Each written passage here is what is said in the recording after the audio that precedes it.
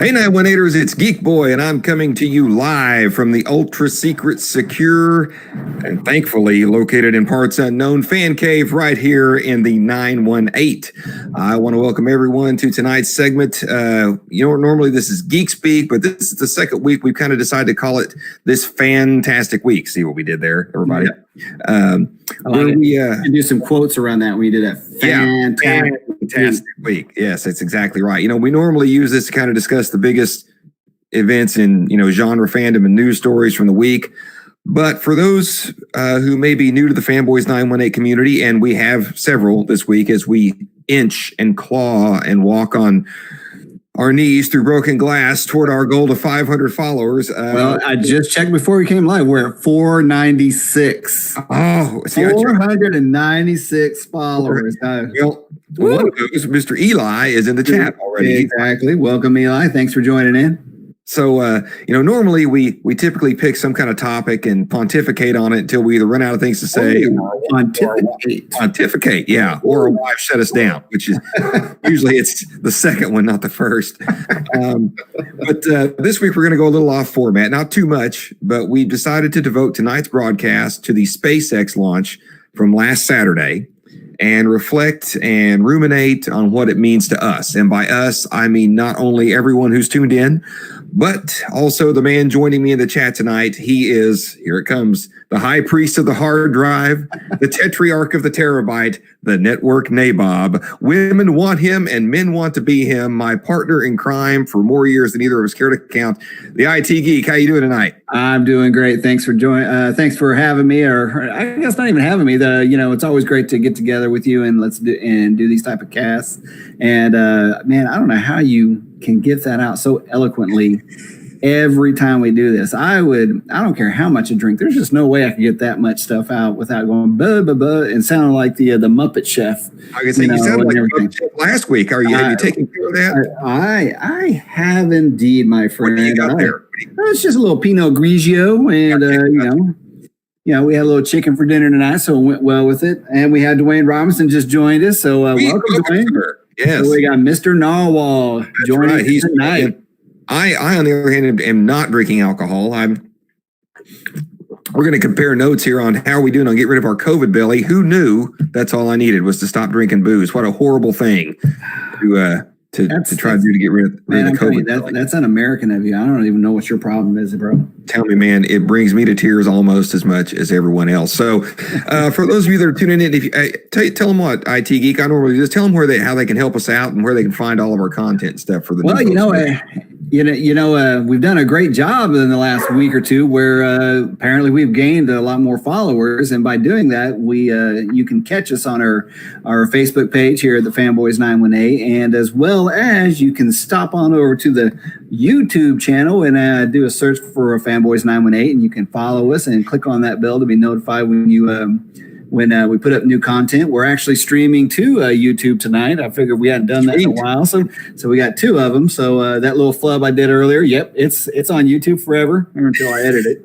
So yeah, you guys don't know this, but it's a behind the scenes little flub there. I actually started broadcasting to our test page, and I was like, oopsies. So it brought us back, and you're none the wiser unless I just told you and you're paying attention. So anyway, so yes, follow us on Facebook, follow us on YouTube, and we're glad that everyone's joining us tonight and following us and sharing our content. And I can only think that you're probably drinking alcohol, and that's how you can tolerate us. So hey, unfortunately, I have to do this sober tonight. So who knows? But, hey, Mr. Jay Pyatt, the Blues Man, has joined in tonight, as has Miss Stephanie Hines, the Turtle Gal. Turtle Gal.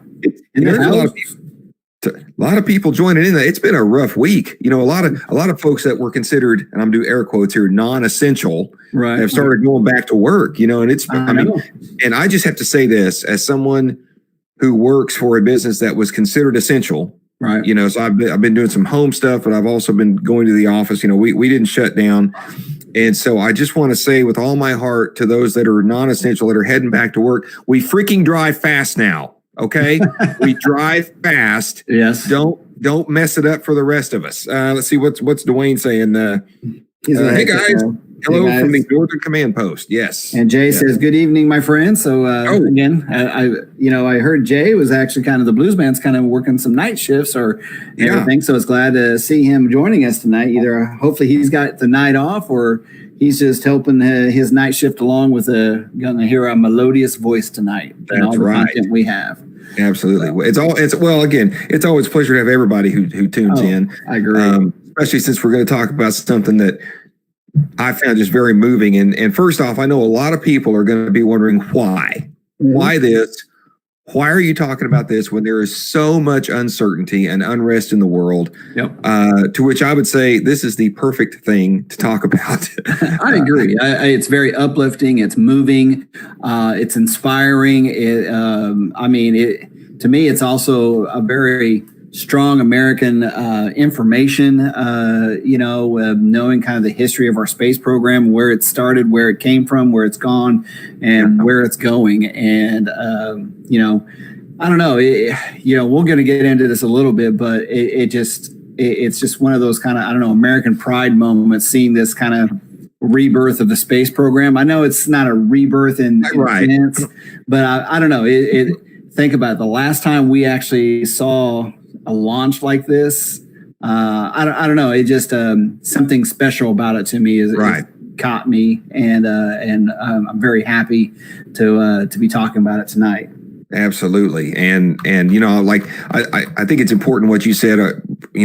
Big friend of the channel and the page is Mr. Bruce Haley.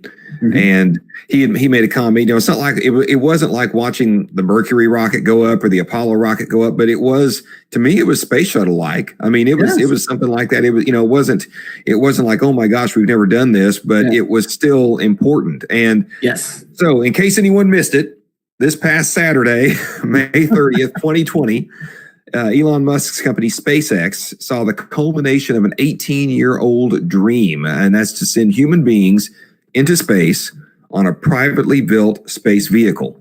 This happened at 2:22 our time when astronauts Bob Hurley and Doug Bankin flew into space aboard the SpaceX's Crew Dragon spacecraft. They were propelled there by a Falcon 9 rocket, which was also a SpaceX craft. The Falcon 9 booster was then recovered aboard the SpaceX recovery craft. It landed on a ship, deploying landing legs so it can be reused again. Now, either one of these things is an amazing feat in and of itself. But both, I'm sorry, IT Geek, this marks a new era in American spaceflight. What do you think? Well, first off, Courtney just joined us, so welcome, Courtney. And she had a great comment. Hasn't been a launch in 2 of my 3 kids' lifetimes. They were so excited. I mean, just kind of put that in perspective in the sense that friends of ours have had kids that have never witnessed a space launch until last Saturday. Yes. And as Jay Pyatt said, from U.S. soil. That's yes, yes, yeah, I know. So I guess question, I was kind of reading that and everything from Courtney, and I was sorry not to be paying attention to you, but that was just kind of caught me, and I was like, so what was your question again? Oh no, I'm just saying we've reached a new era in American spaceflight. I mean, yes. Well, I mean, first off, I got to ask you one thing real quick, sure. Mr. Geek Boy there. So, sure. I mean, it's been a while since we've launched some people into space. And I have to ask you, of all the people that we talked to about this, what did you think of the uniforms? Well, when I saw the spacesuits, I thought they were cool as hell, man. I know. I really did. I saw that. I'm like, oh, John's going to love those suits. I'm sorry. If you've been watching the channel long enough, Geek Boy there is a very, what's the word? I'm a uniform Nazi. He's a passionate person when it comes to the outfit and uniform of his space travelers and everything. Yes. So Cindy Brown is watching, and Dwayne came in, loved the extra cool cockpit and spacesuits, very 21st century looking. I agree. Oh, yeah. So yes, I mean, I agree with you. I agree with the blues man that, I mean, this to me, with all the turmoil that's kind of followed after this launch and stuff, I know it's kind of lost a little momentum or some foreground of everyone's focus. But I mean, it was just, again, it was such an uplifting moment in our space program, and to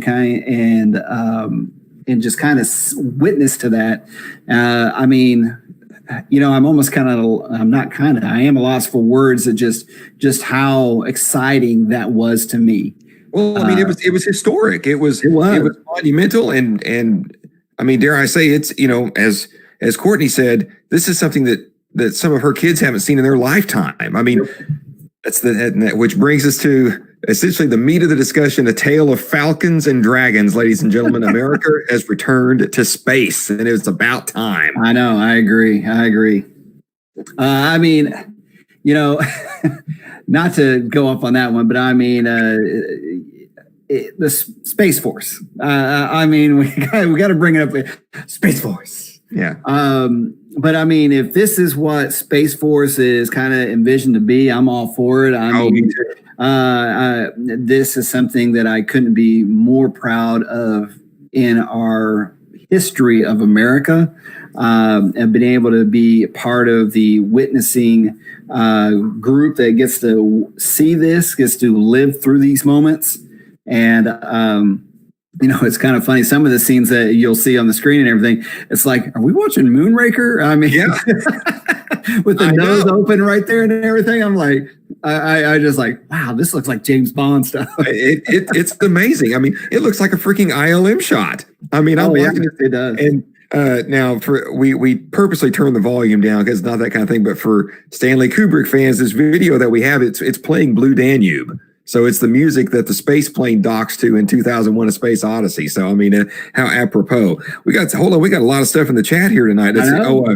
Stephanie referenced that I'm a fanatic about all clothing, not just dress. Okay, this is true. Courtney O'Connor is hashtag Team Dragon. Absolutely. Right. Jay Pyatt, love them too. Love them for sure. Everything SpaceX has done is right, and I couldn't be more proud of all those people to help making it happen safely. And Courtney was. Where was the Air Force rep at that meeting? Y'all are space. I know, that's something. I'm like, dude, I was in the Air Force, and the Air Force included space. So I don't know what's going on there. So they're going to branch out and stuff, I guess. So it's going to be like the whole Army and the Air Corps, starting up and then all that stuff. So but I'm, what's the line from the movie? Like, I can describe those men in one word: courage, dedication, guts, determination. Yeah. I was thinking, I was like, man, I was trying to find that line because I couldn't remember it very well. I was like, I wanted to use that tonight, and I knew you knew it right off the top of your head because you use it all the time. So I know you're gonna beat me to it. I know. Dwayne just came in. Maybe we can do a special video cast from the space station someday. LOL. If the price is right, I'm sure as long as the check clears. Exactly. It's actually kind of cool in the sense that I don't think you've gotten a chance to, but actually the Queen and I a long time ago, we actually went down and visited Courtney and her husband down there, Michael. And during our little visit, we actually went over to NASA and did a tour there where we got to see the old NASA launch center and all that stuff. And man, that was so cool. And just kind of with the launch from this weekend, it just kind of really brought back a little bit of that tour to me in the sense that how just amazing it was to see everything they used to do for a launch in that one room. And it was just kind of like how far we've come. The room seems a lot larger now for what they use to launch the Dragon. But I know they're doing so many more calculations to make it even more safe and more accurate. And and it's amazing kind of see where NASA started from that launch center to where we see the Team Dragon launch and that control center that you got to think that there's probably more computing power in the cockpit of the Crew Dragon than there was in that entire room. Oh yeah, hell, it's probably more computing power in the bathroom they're using, on that Dragon than hell, more probably even in their suit.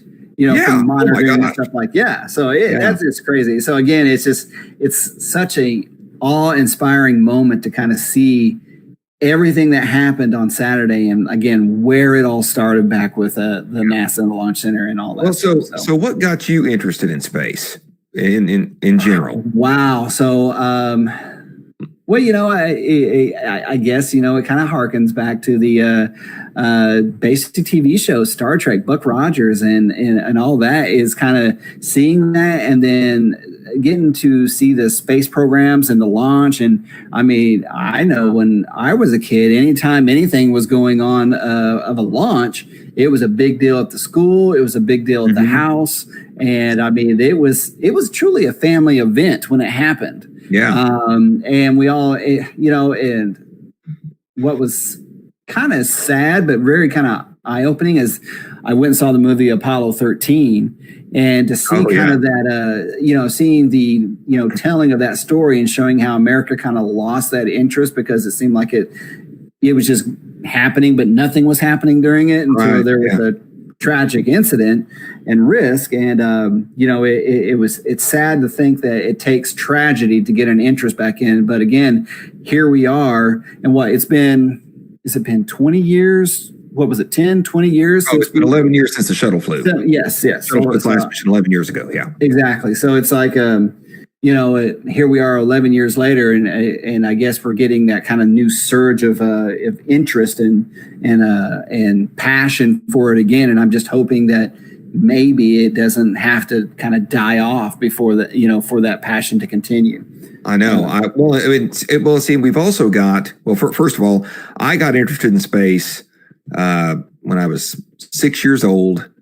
I was into a little bit of stuff. I really wasn't into anything, truth be told. I mean, I was just, nothing really interested me. I knew who Batman and Superman were because I had some of those little Mego, action. But to me, they were Saturday morning cartoon characters. They were comic book characters. Yeah. Right.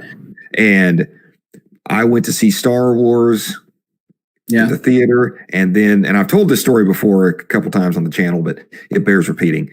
I saw Star Wars. I was blown away. I came home hyped up on imagination crack. Yeah. And that night at 10:30, Channel 8 KTUL began airing the original Star Trek series in reruns. I saw Star Wars at the movie theater, and I watched my first Star Trek episode that night, and that was it, man. From there on in, but as far as our space program went, I have some vague memories of Skylab. But kind of like me, the first thing I really saw was the dedication of the Enterprise, the prototype space shuttle, and the launch of the Columbia, which was 82, I think. Right. Let's catch up on a few comments real quick, if you don't mind. No, go ahead. So Courtney came back with, I forgot about that, talking about our visit to her and Michael when we got to see it, or Mike, when we came down and did that tour. Dwayne came in. I did tours of both Cape and Houston Space Center. Awesome history there. Jay Pyatt came in with, amen, guys, great point. And a final catch up, Jay came in. I still have the model of the Apollo rocket my dad made for me. Oh, that is cool. I've seen that model. It's beautiful. It is absolutely beautiful. And, so for us of our age, anything pre-space shuttle, like I say, I remember the news, the news story about Skylab re-entering. But I had to learn about Mercury and Gemini and Apollo mostly in school. And through, like what you said, the Apollo 13 and The Right Stuff and From the Earth to the Moon. The Right Stuff was such a great movie. Oh my God! And that thing was like what, 3 hours long? And I mean, for a kid, when that came out, what year did that come out? Do you remember? It came out, I think 80, 82, 83, somewhere around there. So I mean, if you think of our ages and that, and some kids like us that basically weren't used to staying inside, go outside and play. Your family's kicking you out of the, your parents are kicking you out of the house to get out. And for a kid like us to sit down and watch a movie for 3 hours and just sit there like, it's got to be amazing and stuff. So and that was my first sort of realization that astronauts are not like us. Right. They're a little bit crazy. Right. Yet they have this incredible mental fortitude and nerves of steel, because all those early guys were all test pilots, so so which again in most of the guys that from the Mercury program graduated to Gemini and Apollo, we lost a few people, unfortunately, and then we had in our space program's history, we had the sort of the forgotten program, which was called the Apollo Applications Program. And what that was going to be, well, I say going to be, kind of was, anything after, it sort of started during Apollo 11, but it was designed to kick off basically after those early Apollo missions to the moon, which it was going to take everything we'd learned from the Apollo program and start doing stuff with it, not just going back and forth. Like we were going to put a space station in orbit. We were going to put a space station in lunar orbit. We were going to build a habitat on the moon. And to service all these, we were going to build a shuttle to go up and back and forth and do all this kind of stuff. And unfortunately, I think Skylab was the only really surviving piece of the Apollo Applications Program that survived. The space shuttle obviously got done, but once bless their heart, poor guys in Washington, once you cancel all the Apollo application stuff, you've built a shuttle that has nowhere to go. Right. Except in orbit. And that was one of my things. Despite how awesome it was and the technical achievement at the time, I always felt like the space shuttle never lived up to its potential. I agree. I mean, it just seemed to be, I don't know. I don't want to be insulting by it. Oh, no, gosh, no. Because anybody who rode one of those into orbit's got way more guts than I do. Oh, I agreed and stuff. But it just seemed to be more kind of just a cargo ship. All it did was go fly up, dump a satellite into our orbit, and then come back and stuff. And I mean, I'm probably, again, I'm short selling it and everything like that. But I mean, I kind of remember, if you remember Buck Rogers, basically he was driving, he was in one of those crafts where he basically got frozen and everything. And that was one thing I always thought cool, is that the ship just looked just like the Columbia and all that stuff. And I was just like, man, I mean, this is what space travel is going to look like. I mean, Moonraker. Moonraker and everything. It was like James Bond launched his shuttle before we did. I know. I was like, this is going to be the shuttle that takes us to the moon and back, that basically we're going to colonize. I mean, like, to be honest, I would think even my interest in the space program is actually kind of what was another determining factor of why I chose the Air Force. So growing up, I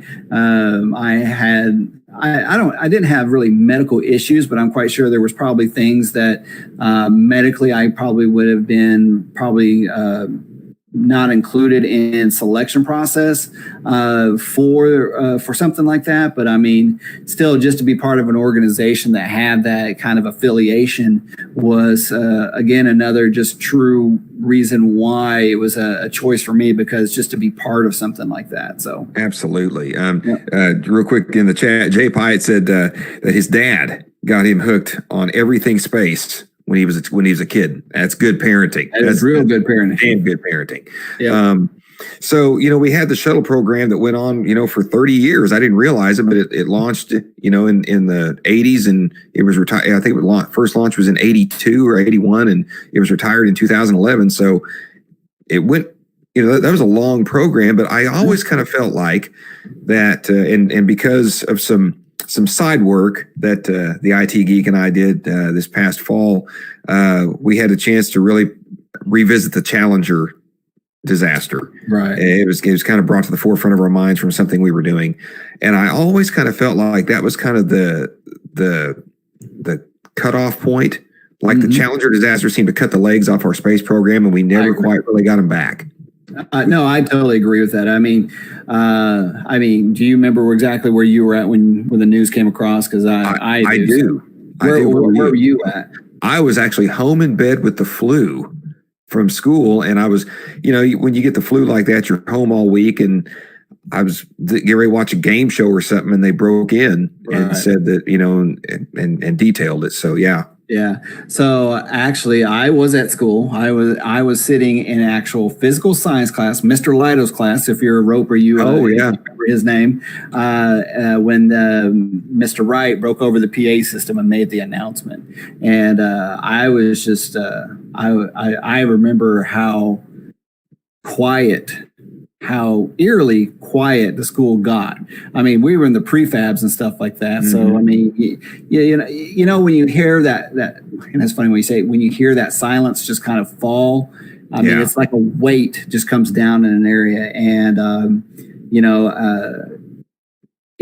again, it's kind of weird being 14. At that age and having a moment like that in your history. And I guess, we're kind of fortunate where we've had a lot of great moments in our history.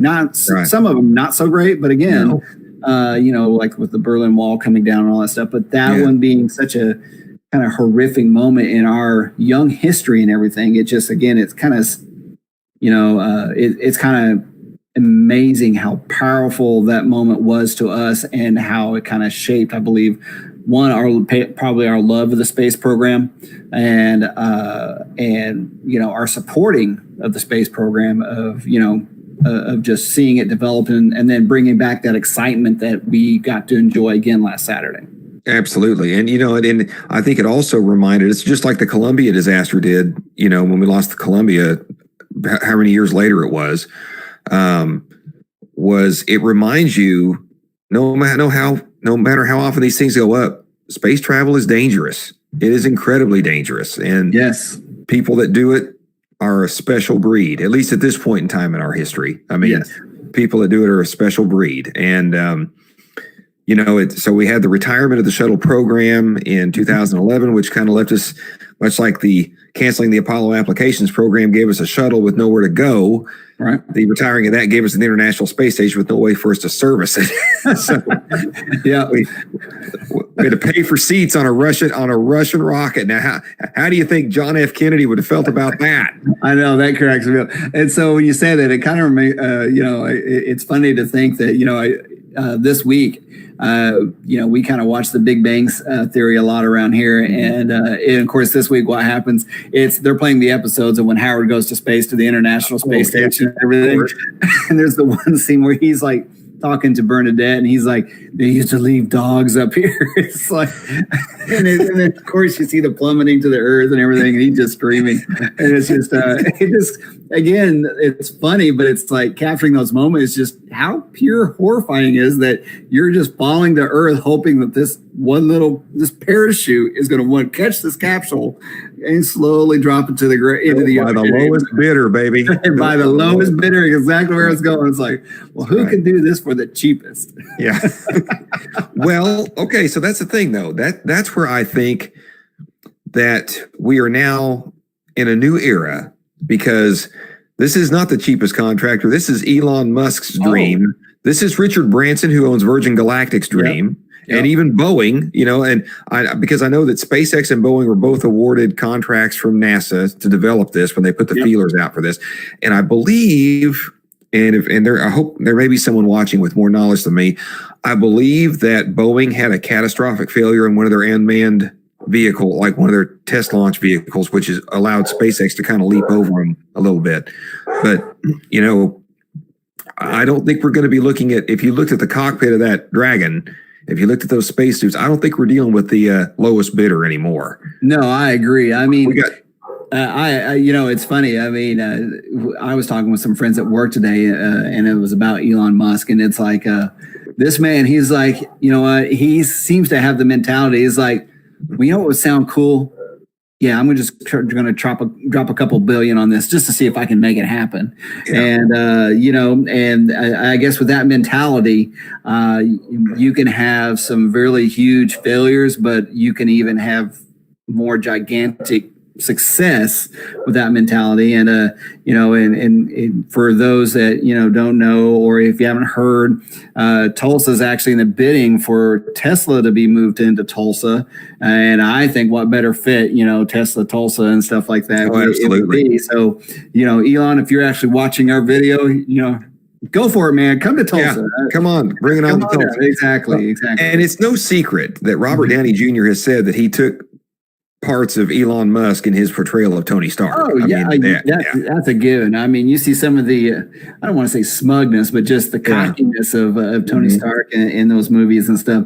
If you've ever seen Elon Musk in any of his press releases or his just, his interviews and stuff like that, he is our Tony Stark. He's the real Tony Stark. Yes, he is. And I always kind of wondered how Richard Branson felt, the guy that owns Virgin and Virgin Galactic. He's been trying to do this for a while, and now Elon is there. And I was kind of thinking about it and looking at the two companies, I don't think they're playing the same game.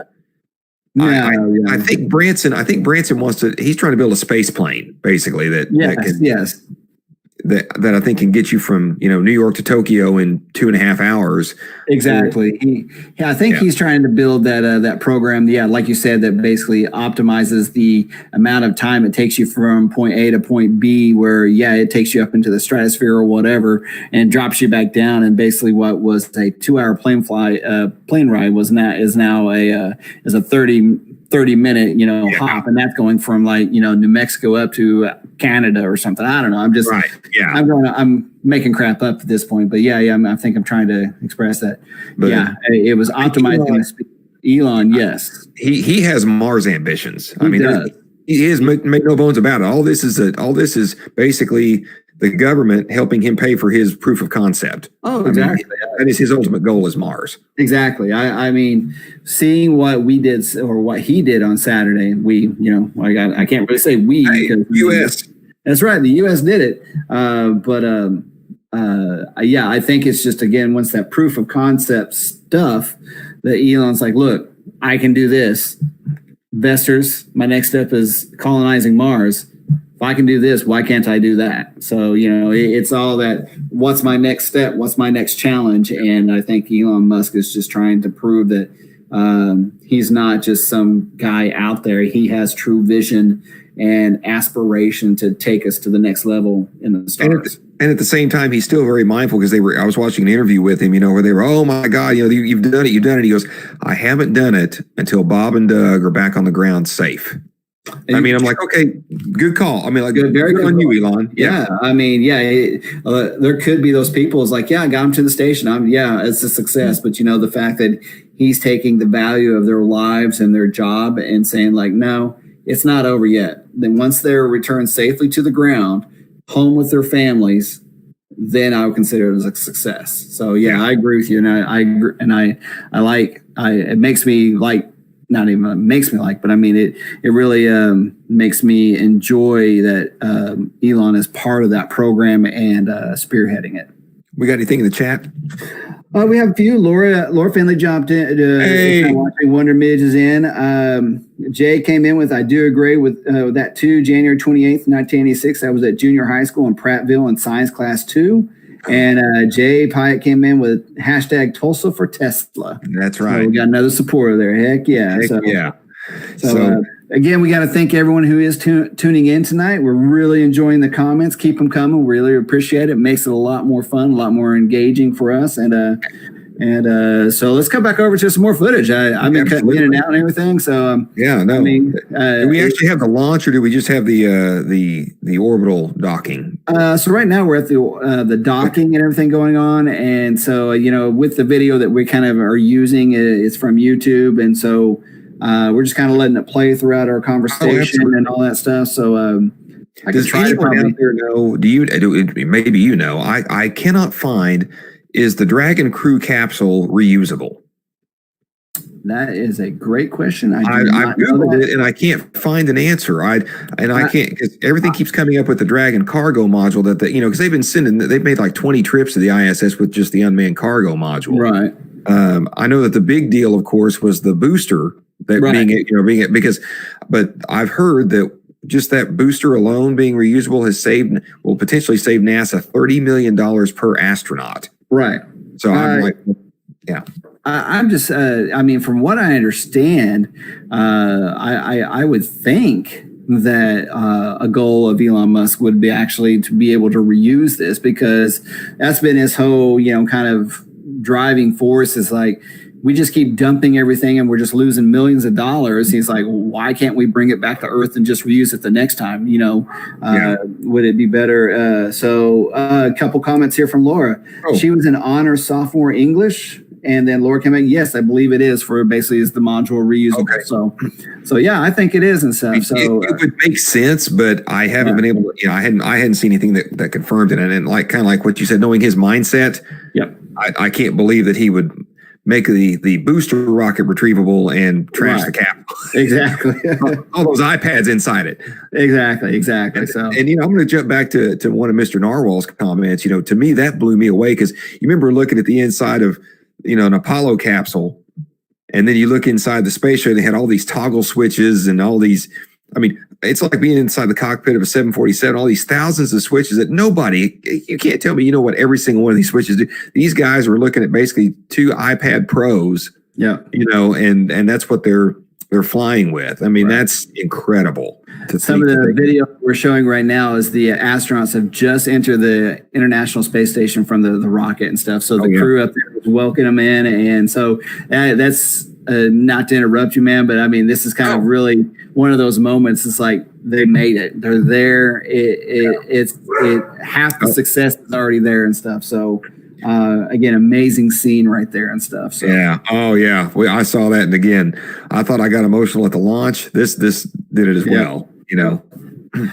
So a couple comments. Basically, Laura says reusable. That is when she was talking about. I believe it is. And then Jay came in. Thank you guys for what you're doing. By the way, I've heard the capsule is reusable. And then Jay came back in.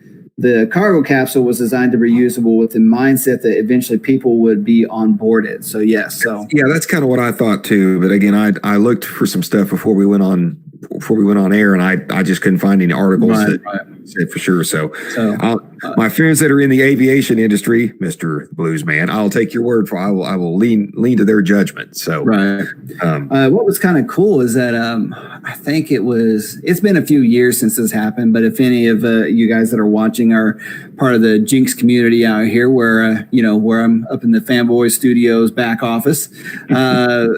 Basically, there was an opportunity where they, over the high school, they actually got to do kind of a conference call with the International Space Station. Oh, wow. And so my boys were already grown and everything like that. But one of the guys I was working with, he told me about it. And so we got to watch some of the video, and that was really cool.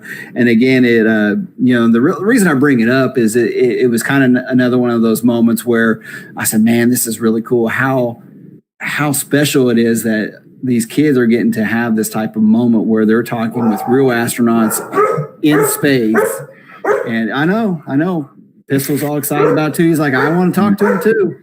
And then here we are 3 or 4 years later, and this is occurring. And again, it's just these milestones in history that I think, like what we experienced, that are going to kind of build the next generation of space enthusiasts, space travelers, and just really build that love of wanting to explore the unknown in space. Absolutely. And I want to caution everyone, especially our younger people that are watching, All you have to do is look back at the history of our space program, watch those movies we talked about, those miniseries. There's going to be failures. There's going to be setbacks. Yes. And it's important to, and we mourn the ones that have already come, and we cringe for the ones that we know are ahead, because it's inevitable. Because as we said, when we lost Columbia, when we lost Challenger, it reminds you, and for all the way from the Apollo 1 fire with Gus Grissom, yes. Space travel and this whole, if you'll forgive the pun, enterprise is very dangerous. Yes. And it as we said, it takes a special breed. I think we lost a couple of our Apollo astronauts in their trainers flying from their homes to do a practice run. I mean, they were just flying in their jets, and their jets crashed. I mean, there's no telling what could happen, and that's why I see these guys, getting ready to get on this rocket, this controlled explosion, and these two guys are waving goodbye to their families and telling their kids, "You be good while I'm gone." I thought that was hilarious. And they climb into a Tesla and drive off to the launch pad. By the way, I did not. My initial thought was they were going to go up there and fist bump and come back. No, they are going to be there for a minimum of 6 weeks, I think. Right. I believe that. Yes, 6 weeks. I believe is what I heard as well. So yeah. So I mean, it wasn't just a quick trip up and back and everything. It is a full-on fledged mission, right? That they are supporting and moving forward with. And I think they say if the 6 weeks goes well, depending on what the staffing needs are on the space station, they may stay longer. But again, Bruce Haley shared this, and it's been kind of an ongoing thing on Facebook.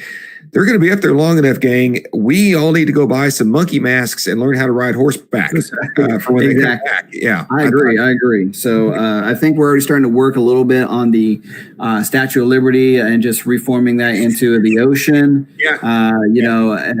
You get to choose, though. I mean, you don't have to just go run out and buy any old monkey mask. I mean, if you want to be a gorilla, a baboon, choose that tribe. Find your inner ape. That is a great thing. So, I mean, hashtag find your inner ape, people. That's right. Right. You got about another, what is it? We got another probably 7 weeks before they come home. Yeah. So be out there thinking about it. Practice your horseback riding, especially with the mask on, because that does get a little more difficult. But exactly. Absolutely. And someone needs to learn how to blow that horn. Yes. Blow. Yeah. So, we also do have to let some people know that if you're young and don't know what we're talking about, shame on you. Shame on you. Planet of the Apes, guys. Go out, see the movie. The Charlton Heston version. The Charlton Heston. Yeah, you dirty ape. Get your hands. Anyway, so probably I'm gonna. As much as I love Charlton Heston and the Planet of the Apes series, nothing is more. If I had to nominate a worst moment in Charlton Heston's acting career, it's not "Keep your paws off me, you damn dirty ape." It's not "You blue." Those are all it's when he's talking to the girl and he goes, "Do you love me, Nova? Can you love me?" It's like, oh my God, Chuck. Let's get back to the chat room. I think we gotta get. You're going. Are you sure you're not drinking, bro? I'm sure. Anyway, yeah. What you want me to read them off? Okay, sure. Go ahead. All right. So basically, gotta scroll back a little bit. The cargo capsule was designed to be usable with the mindset. People was on board. Laura Finley came in. The Dragon cockpit feels very similar to Zephram Cochrane's cockpit. Yes, it does. Oh my gosh, man! Laura came in. The nose cone look of the Dragon. Yep. Jay came back with, "I love the fact that the capsule is fully automated with the ability for the crew to fully take over or reboot the systems. The entire rocket system is really an amazing creation." Laura says, "Bulldoze the sand over the statue, LOL." And the Dwayne came back, "Dibs on the orangutan." And you know what? I'm not surprised. I knew Dwayne would go with the orangutan. He's just too damn smart to be anything else. So that's right. You're damn right. So oh man. I guess we've been on here for about 45 minutes or so. We have. It's been a great talk. And I'm just giddy. I mean, my post that I put out on the page when it happened kind of summed it all up. I was sitting there at about the 3.5 hour mark. T-minus 3.5 hours. I said, okay, where are we? Are they going to scrub it? Because they were saying the weather was about 50-50. They'd already scrubbed it from the week before, or from earlier in the week. Yep. And I didn't want to miss anything, but I'm like, but I got stuff to do. So T minus 3.5 hours, and they said that they were going to walk out and go, get in the capsule at the 3 hour mark. So, all right, I thought, I've got to mow the lawn, but I can wait 30 more minutes. So they came out, and I saw the cool suits and saw them wave goodbye to their families. They went and got in the capsule. Went out, did all the yard work, got cleaned up. We still had about an hour or so to go, and had to do some other things. And finally at about T minus 15 minutes, I thought, okay, here we go. I was worried, but yet I was giddy. And at about T minus 5 minutes, they did some kind of a reverse angle on the capsule that I hadn't seen that camera angle before. And it looked like off in the distance, some thunderclouds were building up. I thought, oh man, they're going to scrub it. And then when it got to T minus 15 seconds, I thought, man, we're going. And that thing, it amazed me. Again, I've watched shuttle launches. I've watched newsreels of the other. That thing shot off that launch pad. Yeah, I mean, it looked like a damn bottle rocket. Oh, I know. That is that was just amazing. I was like, holy hell. Yeah, it took off. It took off like a rocket. I mean, wow. Imagine that. It's amazing. The shuttle would sit there and just rumble, for what seemed like an eternity. Yep. But man, that thing, it shot up there. And again, I can't stress this enough. One of the jokes that I heard a NASA guy make when the movie Armageddon came out was he was joking how they said, well, what's what are some of the more unbelievable things? And he goes, well, first of all, there's not enough computing power on the planet to launch 2 space shuttles at once. And I thought, okay, now here we are. We basically had 2 launches. We had the launch of the Dragon, and we had the second operation of recovering the booster, all going at the same. And I thought, man, how far have we come in just such a short amount of time? Well, seems short, but Well, I mean, if you think about it, it is a short amount of time. I mean, for us, that's 11, 12, 20 years and stuff. If you think of the mindset of technology, that is really a short amount of time. I mean, to see how far we've come, I mean, it's just amazing. So, there's not enough words to describe just how advanced we've come in such a short time. And I had to fight back tears when that thing took off, and it was like I say, I my heart was in my was pounding. I was going to pound out of my chest at one point, and then when I realized, oh my gosh, we've done it. When they separated from that first stage and they were heading toward low orbit, I thought, oh man, we've done it. This is it. When they got through Max Q, and I'm like, all right, this is it, man. We're good on you guys. So by the way, guess who has been released from Second Shift Hell? That would be the Blues Man. All right. Well, then maybe we need to get him scheduled for an episode soon. Exactly. So I want to kind of wrap this up, if that's okay. Do you have anything else you want to add? Any feelings about the launch or anything you want to say before we go out? I know I've said it already, but again, with not to bring any less importance to some of the atrocities that's happened this week. I'm still not even just because of this launch, but I'm still proud to be an American. It's those moments like that I think still just prove what a great nation we are and can be when we come together and have a common goal.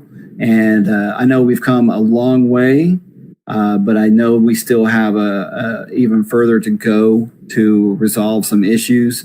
But again, that's probably a little deeper than the Fanboy 918 really wants to get into and stuff. But I just want to thank the community. I think we're a prime example of what a community can be like when we all have a common goal and just want to have a good time and achieve just basically or shoot to just have a good time and share our feelings, our thoughts, and love and hate of topics in a orderly fashion and without disrespecting each other. So absolutely. I've said it 1,000 times. This little almost 500 little online community we built, I would put it up against any community. I mean, we've never needed a moderator. Right. We've never had to ban anyone. We've never had to, because I will guarantee you that if you asked all 500 of these people a question about certain topics, you may get 400 different answers. That's true. But yet we, we're united about the things that we love and the things we're passionate about. And because we don't agree on every little thing, guess what? We just won't talk about that because we're here to have fun. And, exactly. And as long as we can have fun, that's what's important. And I know that not everything going on in the world right now is fun. I'm going to kind of piggyback on what you said, kind of capitalize on it, kind of bring us full circle from where we started. I know that there's going to be people that are watching or that have tuned in, or maybe even watch this after we're done, got found on the page. And some of you may be thinking, so what? Hey, Geek Boy, the world is burning. We have people who either have or are dealing with the aftermath of a horrible virus. Mm-hmm. We have people who are hurting financially. We've got people who have lost their hopes and lost their dreams. Many lost through family, lost jobs. And, through no fault of their own. Right. And unfortunately, here recently, even more recently than that, we have people that are hurting because of tremendous injustice. That seems to be dealt out with impunity by a lot of people in power who have no cause or concern for their fellow man. It's no lie. We have more civil unrest in our country right now than any time since the 1960s. All this is true. I'm not trying to make light of it. Neither one of us are. I don't think. I'm not trying to ignore it. So, so why are we focusing on two men hurtling through space in a tin can who so far all they've done is catch up with another larger tin can and a glorified fist bump and said, howdy. Okay. Well, here's the reason. The launch we witnessed this past weekend was an object lesson in unity. The sheer act of putting anything, not to mention human beings, into space requires, as you said, or wanted to say, courage, guts, determination, hope, and faith. And not just from the two astronauts sitting atop that rocket, but from a massive amount of people. All of them are unified behind one singular purpose. Saturday was a testament to what the human race can accomplish if we put aside all the things that make us different and draw strength from our own unique gifts and our own perspectives. And maybe, just maybe, the determination and the bravery that it takes to conquer an environment that was never meant for us, that we're not built for, could give us the guts to look down from the stars and into the mirror and conquer those worst things about ourselves. No better was this expressed than through a literary character created over 50 years ago in the form of Edith Keeler, from what many people consider to be one of the greatest episodes of the original Star Trek series, which was City on the Edge of Forever. And in it she says, and I quote, and I'll end with this: "One day soon, man will be able to harness incredible energies that could ultimately hurl us to other worlds. And the men that reach out into space will be able to find ways to feed the hungry millions of the world and to cure their diseases. They will be able to find a way to give each man hope and a common future. And those are the days worth living for." For the IT Geek, I am the Geek Boy for Fanboys 918. Thanks everyone for tuning in. I'm signing off. Peace.